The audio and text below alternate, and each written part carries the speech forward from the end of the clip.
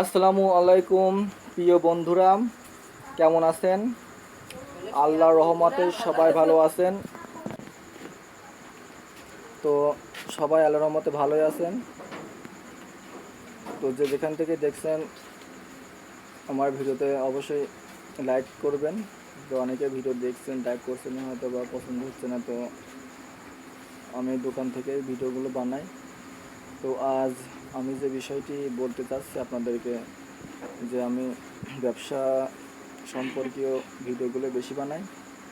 তো আপনি যদি ফার্মেসি ব্যবসা করতে চান, তো আপনাকে কিছু কিছু পদক্ষেপের মধ্য দিয়ে যেতে হবে।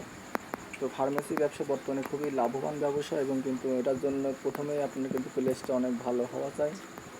যদি আপনি একটি মানসম্মত হসপিটালের সামনে বা ক্লিনিকের সামনে দোকানটা নিতে পারেন, তাহলে কিন্তু অবশ্যই আপনার কিন্তু কোনো চিন্তা থাকবে না ওষুধ বিক্রির, এবং আপনার ওষুধ বিক্রি করে রেস্ট নিতে পারবেন না।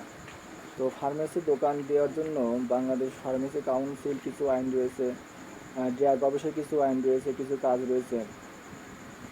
এই জন্য কিছু পদক্ষেপের মধ্যে দিয়ে যেতে হয় বা সিস্টেম রয়েছে। এখন সরকারিভাবে আপনাকে একজন ফার্মেসি বা সি গ্রেডের ফার্মাসিস্ট হতে হয়। আপনি যদি একজন ফার্মাসিস্ট হতে পারেন, তাহলে তো আপনি সব কিছুই জানলেন। আর যারা ফার্মেসি ব্যবসা করতে চান, মনে মনে ভাবছেন যে কী করব, কিভাবে আমি একটা ফার্মেসি দোকান করতে পারি, অনেকেই কিন্তু এই দোকান দিতে পারে না। কারণ এই ফার্মেসি ব্যবসা করার জন্য অবশ্যই ফার্মেসি কাউন্সিলর থেকে বা ড্রাগ প্রশাসন থেকে আপনাকে লাইসেন্স নিতে হবে। এই লাইসেন্স নেওয়ার জন্য আপনাকে অবশ্যই ফার্মাসিস্টের যে সি গ্রেডের কোর্স আছে আপনার জেলা থেকে সেটি পাস করতে হবে। তো আমি আপনাকে প্রথম থেকে বলছি, যারা এসএসসি পাস করেছেন তারা সবাই ফার্মাসিস্টের জন্য আবেদন করতে পারবেন। এবং আপনাকে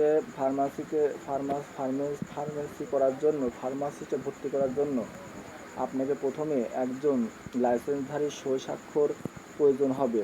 এবং সে যার লাইসেন্স আছে সেই ব্যক্তি ফার্মেসি অফিসে যে আপনার জন্য সুপারিশ করবে, এবং আপনার হয়ে একটি সই স্বাক্ষরের প্রয়োজন হয়, এবং তার লাইসেন্সের ফটোকপি সহ। এবং সেখানে যে চাঁদা রয়েছে 500 থেকে 700 টাকা চাঁদা সরকারি, সেটা ব্যাংক ড্রাফট করতে হবে।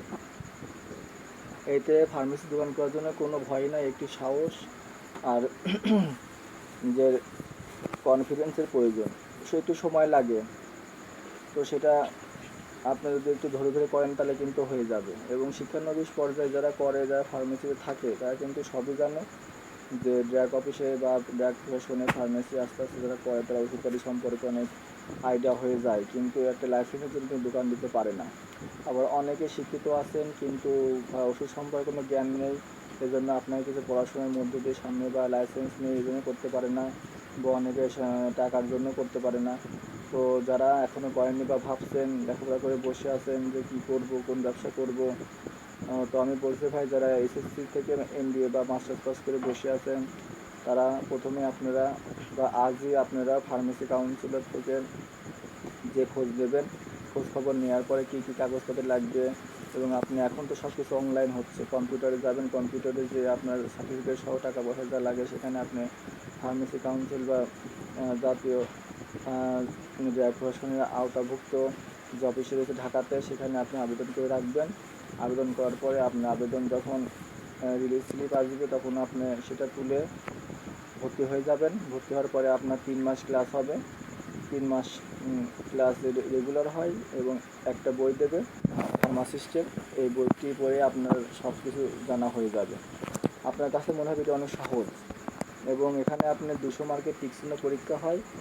200 মার্কের টিকচিহ্ন পরীক্ষাতে আপনি যদি পাস করেন, আপনাকে অবশ্যই 150 মার্ক বা 120 থেকে 30 150 পাইতে হয়। অনেকে কিন্তু ভাই ফেলও করে, একটু বুদ্ধিমান যা তারা একটু পড়লে কিন্তু পাস করে যায়।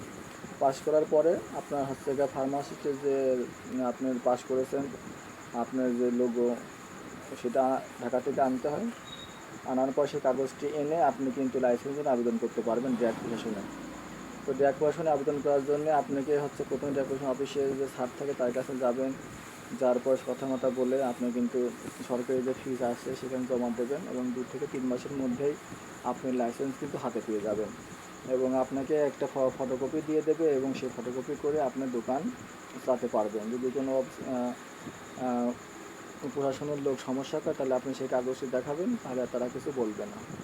তো যারা ফার্মেসি করতে আসেন, তো এইটুকুই হচ্ছে যে আপনাকে মানে সিস্টেম বাই সিস্টেম আসলে কোনো সমস্যা হবে না। আর ওষুধ সম্পর্কে তো আপনার কি ধারণা থাকাই লাগবে। তো এখন মানুষ অনেক সচেতন, অনেকেই ওষুধ সম্পর্কে অনেক ধারণা আছে। তো আমি আরেকটু বলে দিলাম। তো যদি আমার কথায় বা কোনো কিছুতে ভুল হয়ে থাকে তো ক্ষমা দৃষ্টিতে দেখবেন। আর ভিডিও যে যেখান থেকে দেখছেন প্লিজ লাইক আর সাবস্ক্রাইব করে দেবেন আমার চ্যানেলটিকে। আজ এ পর্যন্তই। আসসালামু আলাইকুম।